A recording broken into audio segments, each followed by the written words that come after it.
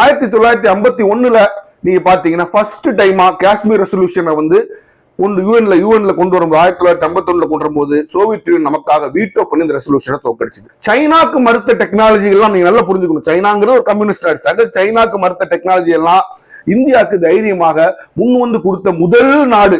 Modern technology இந்தியாவுக்கு எந்த நாடுமே அந்த காலத்துல கொடுத்ததில்ல. இன்ன வரைக்கும் வெஸ்டர்ன் டெமோக்ரஸிஸ் கொடுக்க மாட்டாங்க. முதல் நாடு சோவியத் யூனியன் தான். இது என்ன அட்வான்டேஜ் நம்மளே ப்ரொடியூஸ் பண்றோம். நாளைக்கு அதுல ஏதாச்சும் ஒரு சேஞ்ச் மேக் பண்ணோம், நம்மளோட ஏவுகணை ஏதாச்சும் ஒரு பொருத்தம்னா சோர்ஸ் கோட் சொல்லுவாங்க, நம்மகிட்டே இருக்கும் நம்மளே பொருத்திக்கலாம். இப்ப நீங்க ரஃபேல் வாங்கினீங்கன்னா நீங்க ஒரு நாளைக்கு இன்னொரு மிசைல பொருத்தணும்னா நீங்க பொருத்த முடியாது. நீங்க பிரான்ஸ்காரன் உதவியோட அவன் சோர்ஸ் கோட் வாங்கி அவன் மாத்திரம் தான் நீங்க ப்ரொடியூஸ் பண்ணணும்.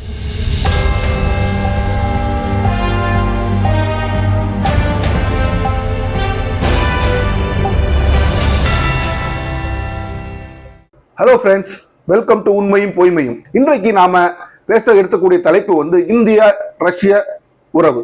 ரஷ்ய அதிபர் இந்தியாவுக்கு வந்த போது இது என்னடா இந்தியாவுக்கு ஒரு ரஷ்ய அதிபர் வருது ஒரு பெரிய விஷயமா அப்படின்னு நினைக்கும் போது அது பெரிய விஷயம் இல்லை. ஆனால் இன்றைக்கு சூழ்நிலையில அந்த உக்ரைன் வார் நடந்துகிட்டு இருக்கும் போது உலகத்தோட பல நாடுகள் நீங்க வந்தீங்கன்னா அவங்க அரெஸ்ட் பண்ணுவோம்னு சொல்லக்கூடிய அளவுக்கு ரஷ்ய விரோத போக்கு இன்றைக்கு உலகத்துல இருக்கு. அப்படிப்பட்ட ஒரு சூழ்நிலையில தைரியமா அவர் இந்தியாவை வந்து ரஷ்ய அதிபர் வந்து பார்த்துட்டு போயிருக்கிறாருன்னா இந்தியாவுக்கும் ரஷ்யாவுக்கும் இடையிலான ஒரு நீண்ட கால ஒரு நல்ல நட்புறவை தான் அது காமிக்குதுன்னு நான் சொல்லுவேன். அப்ப இந்த இந்திய ரஷ்ய உறவு என்ன பாருங்கள் பார்க்கலாம். இன்னைக்கு இருக்க ரஷ்யாவோட முன்னோடியான நாடு தான் சோவியத் யூனியன். இந்த சோவியத் யூனியன்ல பல நாடுகள் இருந்துச்சு. அது கம்யூனிசம் உடைஞ்சு 1991 அந்த சோவியத் யூனியன் நாடு Russia, Ukraine, Belarus, Chechnya, Azerbaijan, Kyrgyzstan, Tajikistan, Kazakhstan, அப்படி பல நாடுகள், லாட்வியா, எக்கச்சக்க நாடுகளா பிரிஞ்சது. ஆனாலும் பழைய சோவியத் யூனியனோட மிகப்பெரிய நிலப்பரப்ப ரஷ்யாங்கிற நாடுகிட்ட தான் இருக்கு.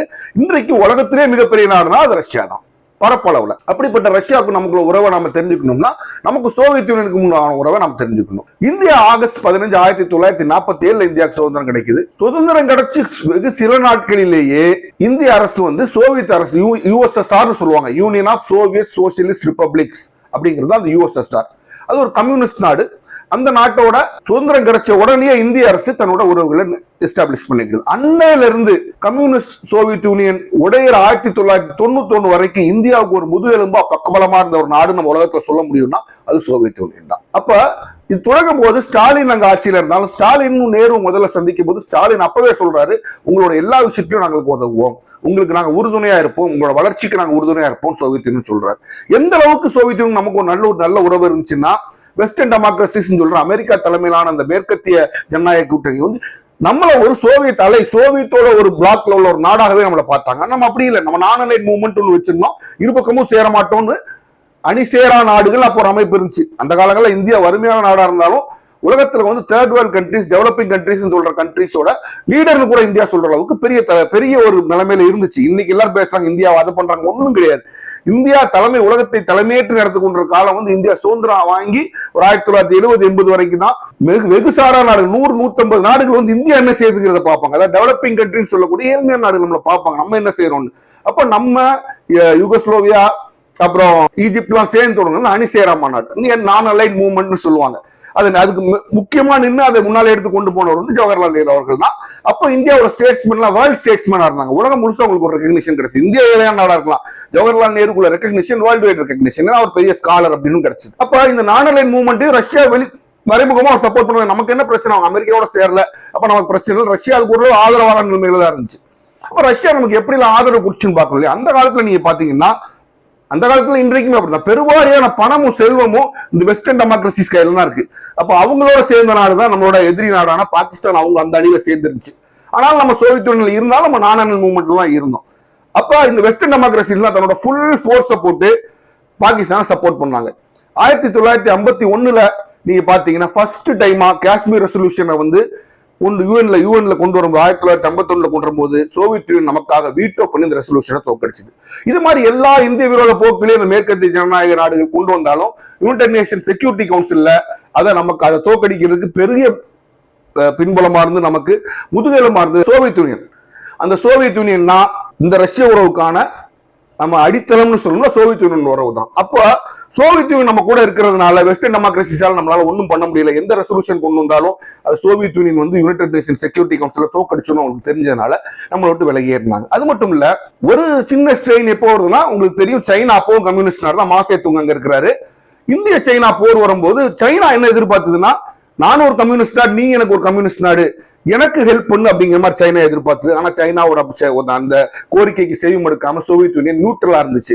அந்த வார்ல நம்ம கொஞ்சம் பின்னடைவு ஏற்பட்டுச்சு, அதெல்லாம் தெரியும்.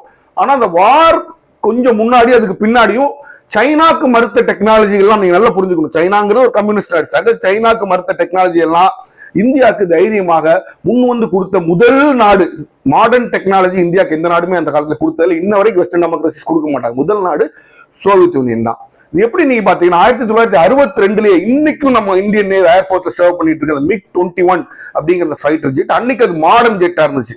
அதை வெளிநாட்டுக்கு மற்ற நாடுகள் விற்கவே மாட்டாங்க அப்படி ஒரு மாடர்ன் ஜெட். ஆனா சோவியத் யூனியனோட வித்தது மட்டும் இல்லாம லைசன்ஸ்டு ப்ரொடக்ஷன் இந்தியாவிலேயே தயாரிக்க உரிமை இந்தியா கொடுத்தாங்க. இன்ன வரைக்கும் எந்த வெளிநாடும் அதை செஞ்சது இல்ல.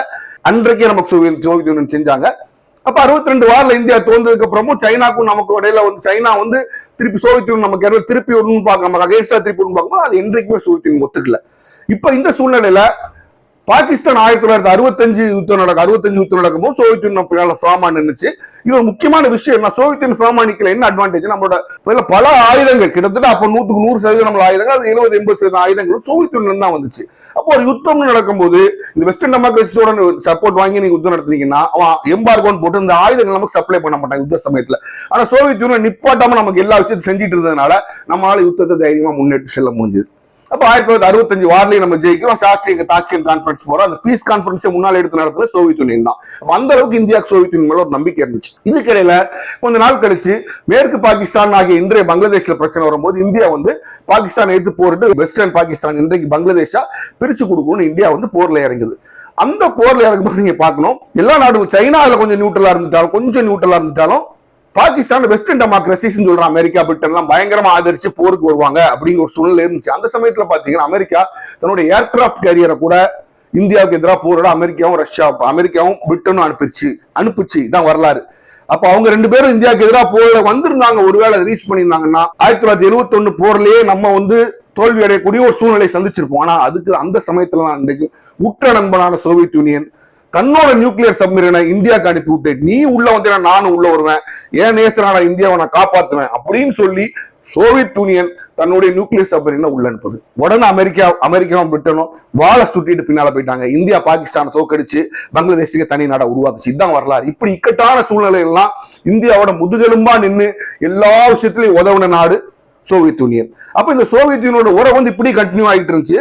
இன்றைக்கு மேல முக்கியமா பார்க்க வேண்டிய விஷயம் சோவியத் யூனியனோட உறவு காங்கிரஸ் ஆட்சிகள் வந்து இன்னைக்கு ரொம்ப ஸ்ட்ராங்கா இருந்துச்சு. அதாவது இந்திரா காந்தி ராஜீவ் காந்தி அவர்கள் பீரியட் நான் சொல்றேன், ரொம்ப ஸ்ட்ராங்கா இருக்கும். 77-80 ஜனதா கட்சி கொஞ்சம் குறையப்பட்டதுனால 3 வருஷங்களால பெரிய லெவலில் அவங்களால ஒன்றும் அதை மாற்ற முடியல. காங்கிரஸுக்கு எதிரான கட்சிகள் அமெரிக்கா கொஞ்சம் ஆதரவு இருப்பாங்க. இன்னைக்குமே இருக்கும்போது அமெரிக்கா அவங்கள வச்சு அரசியல் பண்ணணும்னு நினைக்கும். காங்கிரஸ் கட்சி என்றைக்கு ஆட்சியில் இருக்கும்போது அந்த காலங்களில் சோவியத் யூனியனோட உறவு ஸ்ட்ராங்கா இருக்கும்.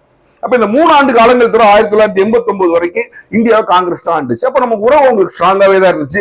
இந்தியாவுக்கு எந்த சர்வதேச பிரச்சனை நமக்கு பின்னால சோவியத் யூனியன் இருக்குன்னு யாருமே இந்தியாவோட சண்டை போடவோ பிரச்சனை பண்ணவோ பயப்பட்டாங்க. நமக்கு பெரிய பொருளாதார லாபம் இல்லைனாலும் நம்ம இன்னைக்குமே வலுவான ஒரு நாடாக ஏறணும்னா நமக்கு பின்னால சோவியத் யூனியன் இருந்தது ஒரு மிகப்பெரிய காரணம். அப்ப 1991 சோவியத் யூனியன் உடஞ்சு போனதுக்கு அப்புறம் அதுல இருந்து பிரிஞ்சு வந்த ரஷ்யால கிட்டத்தட்ட இன்றைக்கு இருக்க சோவியத் யூனியன் நீங்க சொல்லலாம். சின்ன சின்ன நாடுகள் இருந்தாலும் அந்த சோவியத் யூனியனோட அந்த கொடி இன்னைக்கு ரஷ்யா கையில வந்துருச்சு. கொடினா லிட்டரல் கொடியை சொல்ல அந்த உரிமை, அந்த பவர், அந்த பழைய சோவியத் ரிப்பப்ளிக் வந்து இன்னைக்கு பெரிய நாடு எதுனா ரஷ்யா தான். ரஷ்யா அதையும் தான் அந்த பழைய சோவியத் யூனியனோட ஒரு ரெப்ரசன்டேட்டிவ் அப்படிங்கிறத மனதில் வச்சுதான் செயல்படுற நாடு. அப்போ நீங்க இதை பார்க்கும்போது இந்தியா வந்து எந்த ஒரு டெக்னாலஜியா, நியூக்ளியர் டெக்னாலஜியா இருந்தாலும் ஸ்பேஸா இருந்தாலும் எல்லாத்துலயும் நமக்கு முதல்ல உறவு பண்ணது நமக்கு வந்து ரஷ்யன்ஸ் தான். நீங்க நம்ம ராகேஷ் சர்மா மேல அனுப்பினாரு, நம்ம ராக்கெட் டெக்னாலஜி இருக்கு, எல்லாத்துலயுமே நமக்கு முன் வந்து உதவுனது ரஷ்யர்கள். நம்மளோட தோழர்கள் மாதிரி தான் அவங்க பார்த்தாங்க.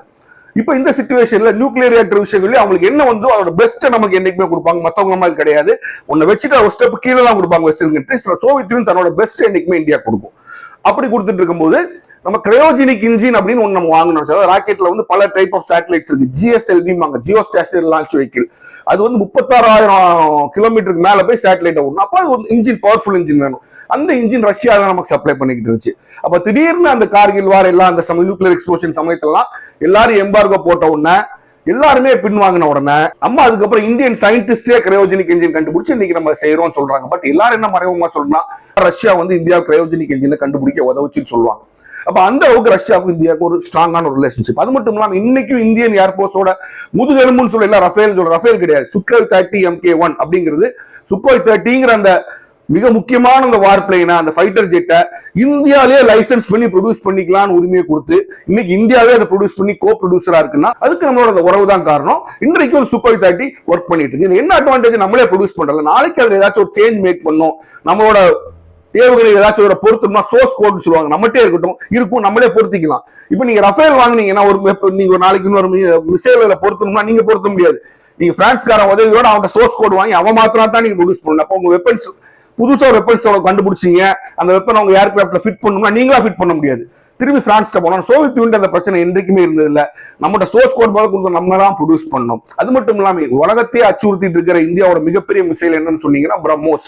இந்த பிரம்மோஸ் உலகத்திலே மிகப்பெரிய மிசைல் ஒன்று சொல்லுவாங்க. இந்தியாவும் ரஷ்யாவும் சேர்ந்து தொடங்கின அந்த மிசைல், அதுதான் பிராங்கிற பிரம்மபுத்திரா, மாஸ்ங்கிறது மாஸ்கோ, பிரம்மோஸ் சேர்ந்து பேர் வச்ச மிசைல். இன்னைக்கு உலகம் முழுசும் இந்த ஆபரேஷன் சிந்தூர்ல பெரிய லெவலில் இந்தியா சக்சஸ் கிடைச்சதுன்னா அது காரணம் ரஃபேல் கிடையாது, அதுக்கு பின்னால் நடந்த அந்த எல்லா ஏர்பேஸையும் அழிச்சது இந்த பிரம்மோஸ் மிசைல் தான்.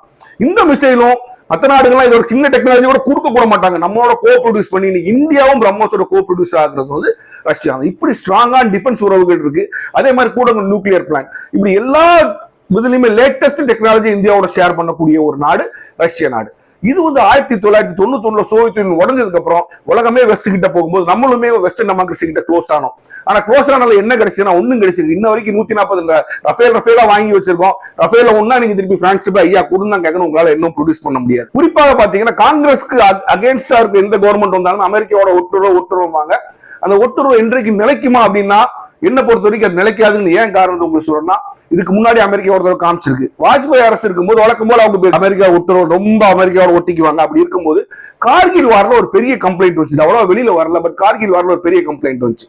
என்னன்னு சொன்னாங்கன்னா, ஒரு விஷயத்தை நீங்க ஒரு இடத்த அட்டாக் பண்ணும்போது ஒரு ஜிபிஎஸ் கோஆர்டினேட்ஸ் சொல்லுவாங்க, அந்த ஜிபிஎஸ் கோஆர்டினேட்ஸ் ஃபீட் பண்ணி தான் அந்த மிசைல் எல்லாம் வச்சு அட்டாக் பண்ணுவாங்க. இந்த ஜிபிஎஸ் கோஆர்டினேட்ல இருக்கு, இப்படி அட்டாக் பண்ணி நினைப்பாங்க. அப்போ பாகிஸ்தானுக்கு உதவும் விதமாக அமெரிக்கா நமக்கு தவறான ஜிபிஎஸ் கோஆர்டினேட்ஸை மாத்தி கொடுத்துருச்சு அப்படின்னு ஒரு கம்ப்ளைண்ட் அமெரிக்கா மேல உண்டு. ஆனா சோவியத் யூனியன் மேல இன்று வரைக்கும் நம்ம கம்ப்ளைண்ட் கிடையாது. நம்ம எத்தனையோ யுத்தங்களுக்கு போயிருக்கோம், எதுலையுமே தடையில்லா சப்ளை கொடுத்து நமக்கு ஒரு நெருங்கிய உறவா தான் இருக்கு.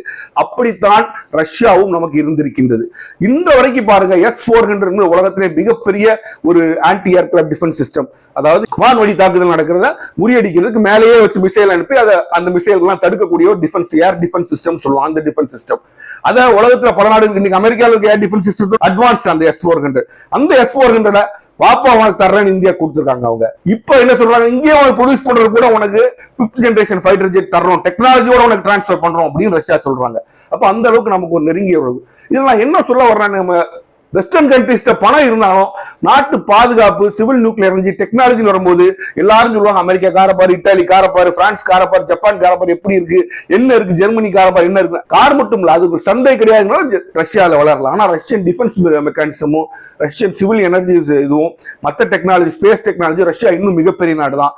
என்றைக்குமே இந்தியாவுக்கு உதவுதான் செஞ்சிருக்கு. அதனால நம்ம ரஷ்யாவோட என்னைக்கு ஒரு உறவு வச்சுக்கிறது தான் நமக்கு லாபம். ஏன்னா ஒரு வெஸ்டர்ன் டெமோக்ரஸில ஒரு பொருளை நீங்க 100 ரூபாய்க்கு வாங்கினீங்கன்னா அதே பொருளை கிட்டத்தட்ட 95% அதே குவாலிட்டியோட 40 ரூபாய்க்கு நீங்க ரஷ்யால வாங்கிடலாம். நல்லாவும் இருக்கும், அவங்க தரமாவும் செஞ்சு கொடுப்பாங்க. அதுக்கு உதாரணம் இன்ன வரைக்கும் நம்மளோட ஆர்மி ஆர்ம் ஃபோர்ஸ் அவங்க மேலதான் நினைச்சிட்டு இருக்கு. இந்த உறவை நம்ம விட்டுறக்கூடாது. இடையில என்னாச்சுன்னா, தொடர்ந்து காங்கிரஸ் கவர்மெண்ட் சரி இந்த பிஜேபி கவர்மெண்ட் வெஸ்டோட சேர்ந்து எஸ்பெஷலி பிஜேபி ஒரேடி அமெரிக்கா அமெரிக்கா அமெரிக்கா வெஸ்டர்ன் டெமோக்ரஸின்னு பேச ஆரம்பிச்சிட்டாங்க. இப்ப இவங்களுக்கு பிரச்சனை வந்தா திருப்பி ரஷ்யான்னு பேசுவாங்க. அப்படி இருக்கணும், உங்க நாட்டோட லாங் ஸ்டாண்டிங் அலை ரஷ்யா. அப்ப ரஷ்யாவை என்ன பண்ணும், யார் வந்தாலும் வராட்டாலும் நீ என் நண்பன் பக்கத்திலே வச்சுக்கணும். அதை இவங்க பண்றது இல்லை. இவங்களுக்கு தேவைன்னா ரஷ்யாவை எடுத்துக்கணும், தேவைன்னா தூக்கி போடுவோம்னா அது அமெரிக்கன் மென்டாலிட்டியே சரிப்படாது. என்றைக்குமே நம்மளோட உறுதுணையா நின்று நம்ம முதுகெலும்பார்ந்த ஒரு நாட்டை நம்ம தூக்கி வீசக்கூடாது. அதுதான் இன்றைக்குமே தர்மம் மட்டும் கிடையாது, அரசியல்ல உங்களுக்கு லாங் டேர்மா உங்களுக்கு அதுதான் இந்த நாட்டோட அரசியல பார்த்தோம்னா நமக்கு பெனிஃபிட் கிடைக்கும். அப்படி பார்க்கும்போது ரஷ்யா என்றைக்குமே இந்தியாவுக்கு எல்லா விஷயத்திலையும் துணை இருந்திருக்கு. இவ்வளவோ பிரஷர் வந்த போது கூட, உலகமே நமக்கு எதிர்த்து போது கூட உன் கூட நான் நிக்கிறேன்னு நமக்கு சப்போர்ட் பண்ண நாடு ரஷ்யா. அப்படி ஒரு நல்ல நட்புணர்வு உள்ள நாடு தான் ரஷ்யா என்றைக்குமே இருந்திருக்கு. இந்த அரசாங்கம் முதல்ல கொஞ்சம் மாத்தினாலும் இப்ப தன்னோட தவறை உணர்ந்து திருப்பி ரஷ்யா இருந்தா நமக்கு லேட்டஸ்ட் டெக்னாலஜிஸ் எல்லாம் கிடைக்கும் சொல்லி ரஷ்யாட்டே திருப்பி போறாங்க.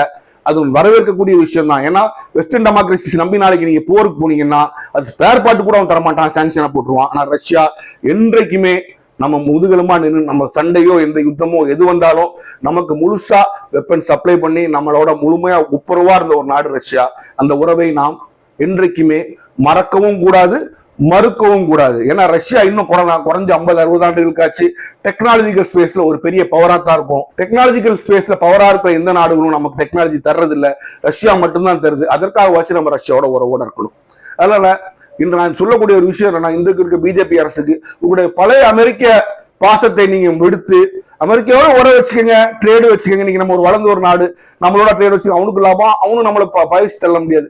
ரஷ்யாவை தயவு செய்து புறந்தல்லாதீர்கள். ஏன்னா உங்களுக்கு கீ டு மாடர்ன் டெக்னாலஜின்னு சொல்லுவாங்க. நவீன தொழில்நுட்பத்திற்குரிய சாவியை நம்ம கொடுக்கிறது ரஷ்யா மட்டும்தான் கொடுக்குது. அதனால ரஷ்யாவோட உறவை பலப்படுத்திக் கொள்ளுங்கள்.